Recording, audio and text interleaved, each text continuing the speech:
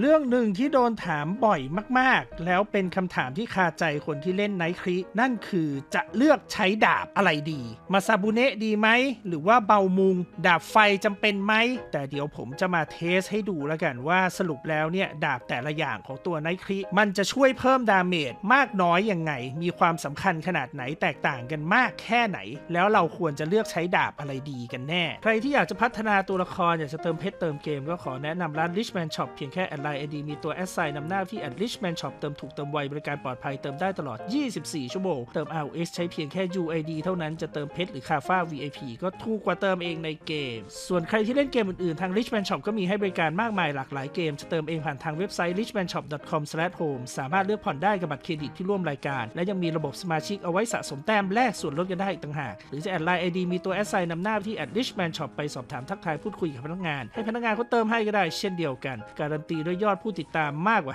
550,000 คนยังไงนึกถึงร้านเติมเกมนึกถึง Richman Shop อย่างแรกด้วยความที่ผมตีบวกดาบมาเป็นบวก9แล้วก็มีการ์ดมีออฟแมวอะไรยังไงเต็มไปหมดแล้วทีนี้เนี่ยนอกจากเรื่องเทสไอตัวดาบเทสตัวไนท์คริเดี๋ยวผมจะเทสเทียบไปจนถึงไอตัวชูราคริด้วยประเด็นก็คือตัวชูราคริผมจะไม่ได้ย้ายผมจะไม่ได้สืบทอดอาวุธผมก็จะใช้เป็นสแตทมันปกติธรรมดานี่แหละเป็นอาวุธมันเพลนที่ไม่ได้ผ่านการตีบวกแล้วก็ไม่มีออฟแมวไม่มีการ์ดดังนั้นตัวดาบผมจะเทสระหว่างเบามุง Executioner แล้วก็ Dustlight Claymore ทั้ง3อันนี้ผมจะถอดการ์ดออกแล้วก็จะไม่ใส่ทั้งอัปเกรดตีบวกแล้วก็ออฟแมวเอาเป็นอาวุธเพลนเลยทีนี้มันก็จะมีจุดได้เปรียบเสียเปรียบกันอยู่ไอตัว Dustlight Claymore เนี่ยผมทำ2ขีดไปแล้วแต่ว่าอาวุธอื่นผมไม่ได้ทำขีดมันก็อาจจะมีข้อได้เปรียบเสียเปรียบตรงนี้อยู่แต่คุณก็จะพอมองเห็นภาพว่าตกลงแล้วดาบอันไหนมันดีกว่ากันตัว Executioner ผมมีการ์ดไอตัว Carisberg อยู่2ใบซึ่งบอกเลยว่าไอตัวการ์ด Carisberg เนี่ยไม่มีผลโดยสิ้นเชิงเพราะว่ามันเป็นการ์ด PVPสแตทตัว Final P Damage จะเหลือ 357.38 ไฟเหลือ 330 แล้วก็ขนาดใหญ่เหลือ 172.3 ส่วนค่า Final Crit ก่อนบัฟจะเป็น 159 เปิดใช้ไอตัว Anubis เหมือนกันแล้วก็จะเทสกับตัว Oglord Level 130 เหมือนกันทั้งหมดเทสครั้งแรกเป็นดาบ Executioner เป็นดาบของ PVP นะครับสกิลที่ใช้ก็เคยบอกไปแล้วเนาะผมจะใช้ตัวสกิลบัฟทั้งหมด3สกิลนั่นคือ Aura Blade Lord Aura Concentration สกิลโจมตีจะมี Magnum Blade กับ Head Crush พอบัฟทั้งหมดเสร็จปุ๊บผมก็จะกด Berserk 1 ทีแล้วก็ทำดาเมจเลยอันนี้กินใบธาตุไฟเรียบร้อยแล้วไม่ได้มีตีบวกไม่ได้มีการ์ดเพิ่มสแตท PV เดี๋ยวเกิดอะไรขึ้นอยู่ดีๆไปกดไอตัวนี้เฉยเนี่ยผลมันอาจจะเบี่ยงเบนไปนิดๆหน่อยๆนะครับพอดีมันติดไอตัวพุ่งไป1ทีแต่เดี๋ยวลองดูแล้วกัน1นาทีประมาณ630ล้านอันนี้ผลเทส1นาทีนะครับดาบ Executioner 630ล้านอันต่อไปจะเป็นเบามุงเปลี่ยนเป็นเบามุงแน่นอนค่าไฟนอลคริเหมือนเดิมค่าไฟนอลพีดาเมจโบนัสเหมือนเดิมค่าธาตุเหมือนเดิมค่าขนาดก็น่าจะเหมือนเดิมนะครับทุกอย่างน่าจะเป็นสแตทเดิมหมดเมื่อกี้ตัว Executioner 630เดี๋ยวมาดูเบามุงว่าได้เท่าไหร่พอบัฟทุกอย่างเสร็จก็กดเบอร์เซิร์ก1ทีแล้วก็ปล่อยให้มันทำดาเมจไปจะเห็นได้ว่ามันฟันช้าลงด้วยนะเพราะว่าค่า Attack Speed ผมมันน่าจะหายไปไม่เต็ม 1,000% ก็เนี่ยค่า Attack Speed เหลืออยู่กระเปียกหนึ่งแต่มันก็อยู่ภายใต้เงื่อนไขเดียวกันทั้งหมดนะเพราะว่าเราไม่ได้อัปเกรดเราไม่ได้ตีบวกเราไม่ได้ทำออฟแมวไม่ได้ใส่การ์ดดังนั้นเนี่ยมันก็พอจะสามารถเทียบได้คร่าวๆนะครับเพราะมันอยู่ในคอนดิชันเดียวกันอยู่ในเงื่อนไขเดียวกันตัวเบามุงจะเหนือกว่าอยู่เล็กๆนะครับ1นาที650ล้านโดยประมาณมันอาจจะมีส่วนเกี่ยวข้องกับเมื่อกี้เนี่ยตัวสกิลผมดันติดไอตัวสกิลชาร์จแอตแทกไปอันหนึ่งตอนที่เทส Executioner เนี่ยมันมีพุ่งไปทีหนึ่งมันก็เลยอาจจะทำให้ดาเมจมันตกต้องบอกแบบนี้ว่าผมเคยเทสมาหลายรอบแล้วไอตัวดาบ Executioner กับดาบเบามุงพอเวลาเอาไปตีบอสจริงๆอ่ะดาเมจแทบไม่ได้ต่างกันแล้วจริงๆแล้วดาบ Executioner จะได้เปรียบอยู่เล็กๆด้วยได้เปรียบอยู่เล็กๆเพราะว่าอะไรเพราะว่าเบสสแตทมันเยอะกว่าเนี่ยมัน ให้ P Attack 1,200 มันให้ Attack Speed 600ไอตัวที่เป็น Exclusive ตัวนี้ที่มันโจมตี 20% แล้วมี True Damage 22.5% พอเวลาไปใช้งานจริงๆแทบไม่มีประโยชน์ Damage มันไม่ได้พุ่งขึ้นมาแรงอะไรยังไงขนาดนั้นดังนั้นเนี่ย2ดาบนี้เอาจริงๆแล้วเวลาเล่นแทบไม่ได้ต่างกันทีนี้ก่อนจะไปเทสดาบสุดท้ายดาบ Dustlight Claymore ก็จะมีคนสงสัยว่าแล้วมาซาบุเนะกับเบามุงล่ะสรุปแล้วตัวไหนมันดีกว่ากันผมแนะนำแบบนี้มันขึ้นอยู่กับเงื่อนไขว่าคุณจะเล่นเกมนี้ยาวขนาดไหนแล้วคุณจะเน้นแค่ช่วงต้นเกมหรือคุณจะเล่นไปยาวๆจนปลายเกมแล้วเล่นอยู่เซิร์ฟใหม่หรือเซิร์ฟเก่าด้วยเป็นตัวละครในเซิร์ฟใหม่หรือเป็นตัวละครในเซิร์ฟเก่าฟังแล้วอย่าเพิ่งงงจะอธิบายต่อเนื่องไปเลยแล้วกันดาบมาซาบุเนะราคามันถูกจริงแต่อย่างที่เรารู้แล้วผมบอกไปหลายๆครั้งแล้วว่าราคามันถูกจริงนะครับมันอยู่ประมาณหลักหมื่นเพชรฟ้าเท่านั้นแต่ถ้าคุณอยากจะใส่การ์ดในช่องพิเศษ2การ์ดคุณจะต้องไปทำขีดมันเพิ่มขึ้นมา2ขีดซึ่งมันไปแพงไอ้ตรงค่าทำขีดนั่นแหละทำขีดแรกคุณจะต้องใช้เหรียญ MVP 810 เหรียญดูราคาในตลาดอันนี้คือโซนวาคิลี่นะทดไว้ก่อนนะครับ 216,000 และจะต้องใช้แร่เหล็กแร่ไอรอนขั้น2 90 ก้อนบวกไปอีก 865,800 ก็ประมาณ1,000,000ขีดที่2ก็คูณเพิ่มเท่าไปเลยครับเพราะว่ามันใช้ของเพิ่มเป็น2เท่ามันก็คือคูณ2เท่าคูณ2เท่าก็อีก2,200,000รวมทั้งหมดเบ็ดเสร็จประมาณ3,300,000 คริสตัลตีเป็นตัวเลขกลมๆก็ประมาณ300,000เพชรฟ้าราคามันก็เกินไอตัวเบามุงไปเรียบร้อยแล้วราคาเบามุงเขาจะขายกันอยู่สักประมาณ100,000 กว่าเลนจ์มันจะอยู่ประมาณประมาณ100,000ไม่เกิน140,000แต่ทีนี้อย่างที่ผมบอกคือถ้าคุณคิดว่าคุณจะเล่นในช่วงต้นเกมหรือว่าคุณเล่นอยู่ในเซิร์ฟใหม่บางทีเนี่ยการอยู่เซิร์ฟใหม่มันยังไม่มีการ์ดที่เป็นการ์ดเทียร์หลังๆขายพวกการ์ดที่มันมีขึ้นว่าเป็นการ์ดอีลิตสามารถใส่ในซ็อกเก็ตข้างหลังได้เนี่ยบางครั้งมันอาจจะยังไม่มีขายอะไรพวกนี้คือพอมันไม่มีคุณได้มา5ช่องมันก็อาจจะไม่มีประโยชน์เพราะว่ามันไม่มีการ์ดให้ใส่แต่ตอนเนี้ยเชื่อว่าการ์ดโซนใหม่มันก็มีแล้วแหละไอ้พวกการ์ดนี้การ์ดพวกพิโนมิน่าการ์ดพวกเชลฟิชอะไรพวกเนี้ยน่าจะเริ่มมีขายในตลาดแล้วก็เอาง่ายๆว่าเงื่อนไขมันคือเรื่องงบประมาณกับเรื่องที่คุณจะเล่นสั้นเล่นยาวขนาดไหนแล้วคุณสามารถหาการ์ดที่มันเป็นการ์ดอีลิตใส่ในช่องพิเศษมาใช้ได้ไหมถ้าใช้ไม่ได้การลงทุนในช่วงแรกๆแล้วคุณคิดว่าคุณไม่ได้เล่นยาวมากคุณกะเล่นอยู่สักประมาณ3 เดือน4 เดือนอะไรเท่านั้นแล้วคุณก็จะเลิกเล่นแล้วการจะใช้ดาบมาซาบุเนะในช่วงแรกก็ใช้ได้เพราะราคามันถูกถ้าคุณอยู่ในเซิร์ฟที่คุณสามารถหามาซาบุเนะในหลักหมื่นได้นะ 40,000 50,000 อะไรประมาณเนี้ยก็โอเคหรือถ้าคุณคิดว่าคุณจะเล่นยาวๆจริงๆผมก็ไม่ได้แนะนำให้คุณใช้ตัวมาซาบุเนะเพราะมันจะต้องไปเสียตังค์ไปเสียทรัพยากรในการทำขีดซึ่งมันสูงเกินไปแล้วมันไม่คุ้มค่ากับดาเมจที่คุณจะได้มาดังนั้นเรื่องมาซาบุเนะไม่ถึงกับให้ตัดทิ้งแต่อย่างที่ผมบอกถ้าคุณคิดว่าคุณเล่นไม่นานคุณเล่นในเซิร์ฟใหม่คุณดูแล้วตลาดเซิร์ฟใหม่ไม่มีการ์ดอีลิตขายหรือหาการ์ดอีลิตก็หายากไม่รู้จะเอาใบไหนมาใส่ในช่องพิเศษคิดว่าคงไม่ได้ทำขีดหรอกเล่นไปช่วงต้นๆพอมีช่องการ์ดใส่3ช่องพอแล้วก็ใช้มาซาบุเนะไปได้ประหยัดตังค์คุณแต่ถ้าคุณคิดว่าคุณจะเล่นยาวๆคุณมองเผื่อไปในอนาคตเลยคุณคงไม่ได้เล่นแค่3 เดือน4 เดือนแล้วเลิกก็คงเล่นไปยาวๆอะไรเงี้ยก็อยากจะให้มองดาบเทียร์2คือตั้งแต่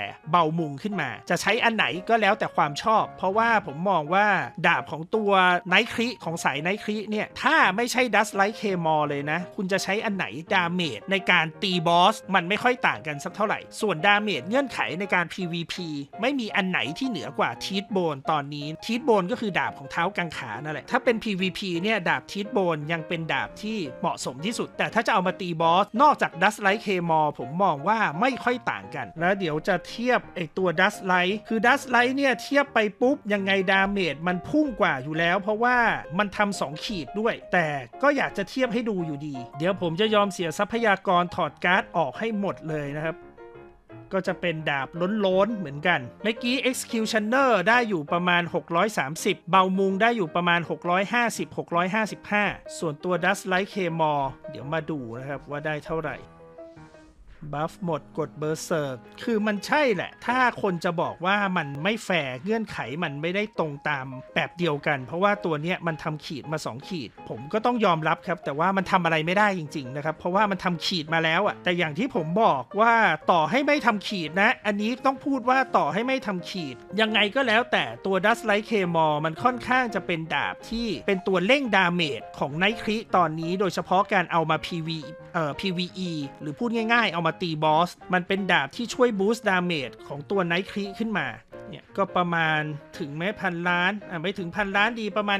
990กว่ามีใครอยากจะไปเทียบบัญญัติยางหรือเปล่าถ้าไม่ทำขีดตัว P ดาเมจตัวนี้จะเหลืออยู่ประมาณ300กว่า%มันก็จะหายไปประมาณเกือบ700%มันจะมีผลอะไรยังไงขนาดไหนแต่ทั้งหมดทั้งมวลมันก็วกกลับมาว่าถ้าคุณเล่นไนท์ครีสูตรไนท์ครีตอนนี้ยังไงมันก็ยังคงต้องยึดโยงกับตัวดาบ Dustlight Claymore แล้วก็ยังไงมันก็ต้องทำขีดเพื่อให้มันแรงใครงบประมาณน้อยทำ1ขีดใครที่พอไหวทำ2ขีดส่วนใครที่ร่ำรวยหรือใครที่มีงบประมาณเยอะกว่านั้นคุณจะทำ3ขีด4ขีดอันนี้แล้วแต่คุณละไหวเท่าไหนก็ทำเท่านั้นแต่มองว่าอย่างต่ำๆควรจะเป็น1ขีดไม่ก็2ขีดสรุปสำหรับเรื่องดาบตัวไนท์ครีในมุม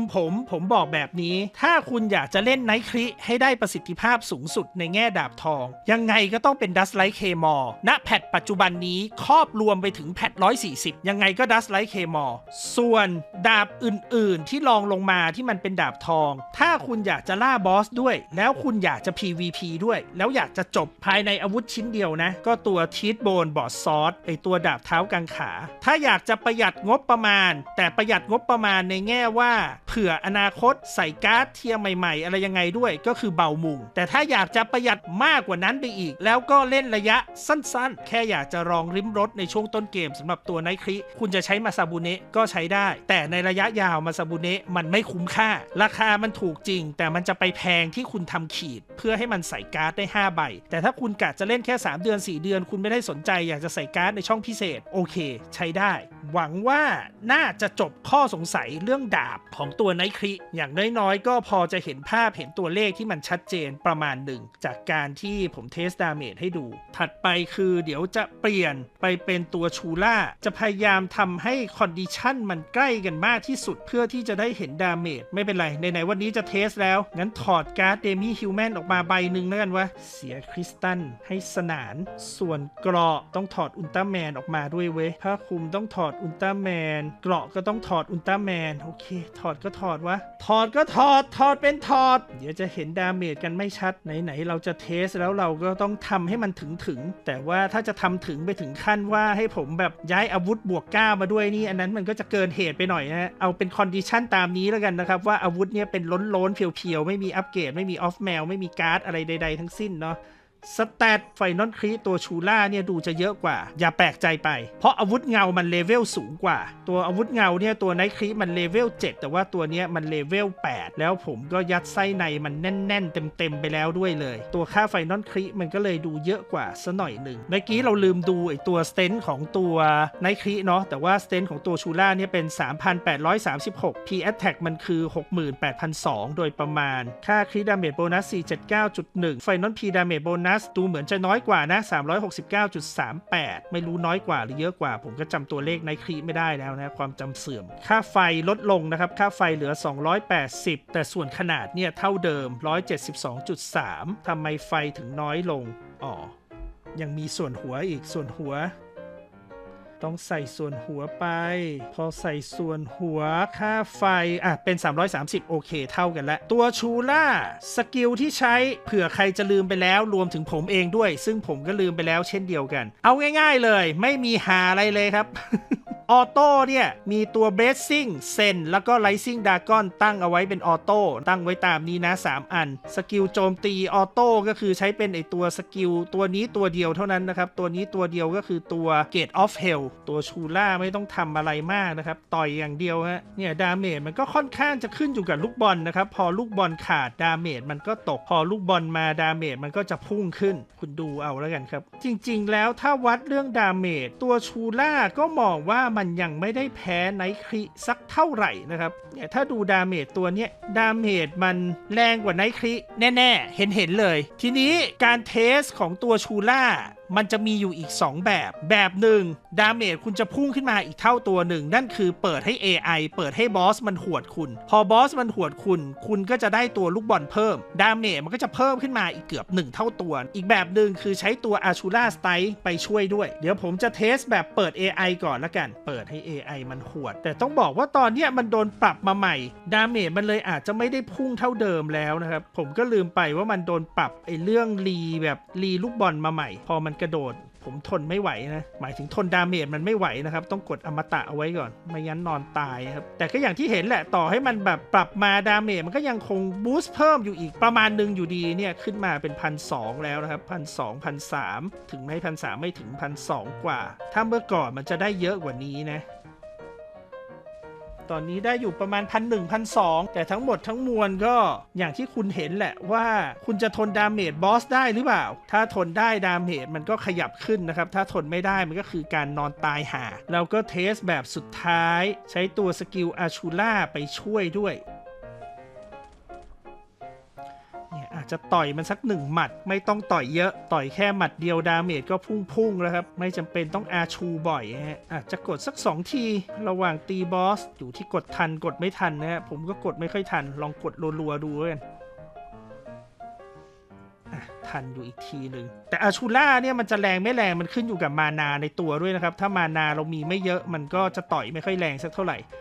แต่ก็จะเห็นได้ว่าเนี่ยดาเมจมันเพิ่มขึ้นมาแทบจะใกล้เคียงกับเปิดให้บอสตีเลยครับจริงๆเรียกว่าใกล้เคียงกันเลยยังได้นะ 1,200 กว่าทั้งนี้ทั้งนั้นต้องบอกแบบนี้ว่ากว่าที่คุณจะเห็นว่าชูล่ามันแรงขนาดนี้ได้เงื่อนไขมันคือเรื่องอาวุธเงาคุณต้องทำอาวุธเงาให้ได้เลเวล7เลเวล8คือมันจะแรงจากอาวุธเงาตัวนี้ตัวเกตออฟเฮลยิ่งเลเวลอาวุธเงาคุณสูงเท่าไหร่ดาเมจคุณก็จะยิ่งแรงขึ้นเยอะตามไปด้วยเท่านั้นมันมีทั้งเรื่องคอสปิริตเนี่ยมันต้องให้ได้เลเวล8ได้ไอตัวคอสปิริตตัวนี้ก็จะช่วยด้วยแต่ถ้าอาวุธเงาคุณไม่ได้สูงถึงขั้นนี้ DPS คุณมันอาจจะไม่ได้แรงกว่าตัวไนท์คริสักเท่าไหร่อันนี้ก็เป็นการเทียบคร่าวๆมันอาจจะไม่ได้เห็นผลที่ชัดเจน 100% คือถามว่าดาเมจของตัวชูล่ามันยังสู้ตัวไนท์คริได้อยู่ไหมดาเมจมันยังสู้ได้ภายในเงื่อนไขบางอย่างผมค่อนข้างจะเชื่อว่าถ้าขยับขึ้นไปเป็นฟูลบัฟในความหมายคือถ้าตีบวกเต็มของเทียบกันที่เป็นแบบของใกล้เคียงกันอย่างเงี้ยตอนนี้ตัวชูล่า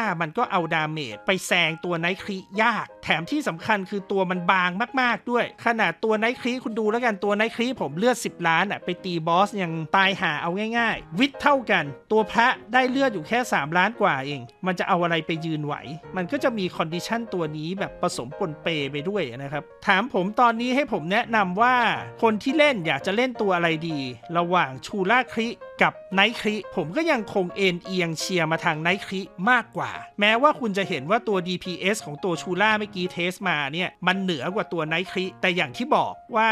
คอนดิชันเรื่องอาวุธเรื่องเกราะเรื่องการ์ดมันอาจจะใกล้เคียงกันแต่ตัวอาวุธเงามันไม่เท่ากันตัวชูล่ามันอาวุธเงาขั้น8แล้วก็อาวุธเงาของชูล่ามันส่งผลต่อดาเมจเยอะกว่าตัวไนท์คริตัวไนท์คริอาวุธเงามันไม่ค่อยจะเพิ่มดาเมจให้มากมายนักตัวไนท์คริตอนนี้มันจะได้จากไอตัวดาบดัสไลท์เคมอลนี่แหละเป็นหลักอย่างที่ผมว่าไปก็หวังว่าน่าจะพอเป็นแนวทางให้คนที่กำลังลังเลคนที่กำลังตัดสินใจหรือว่าคนที่คาใจกันอยู่นะครับอย่างแรกเลยก็คือเรื่องดาบผมพูดสรุปเรื่องดาบไปแล้วนะครับสรุปให้ฟังอย่างนี้อีกทีนึงกันว่าถ้าใครมีงบมองการไกลมองยาวๆนะตอนนี้คุณอยากจะบูสต์ดาเมจยังไงก็ต้องเป็นดัสไลท์เคมอลไอเทมเป็นเซตตามนี้ได้เลยยกเว้นเกราะคุณอยากจะเพิ่มดาเมจให้มันเยอะขึ้นคุณสามารถไปใส่เกราะขาวเซต80แล้วทำเป็น2อยากจะได้ถึกคุณไปใส่เป็นเกราะวาคิลี่ก็ได้ตัวผมเองผมใส่เป็นเกราะโอดินคาดหวังว่าดาเมจมันจะได้แรงขึ้นแต่พอเล่นจริงๆมันก็ไม่ได้ว้าวมันก็ไม่ได้แรงขึ้นมากมายขนาดนั้นตามเท่าที่คิด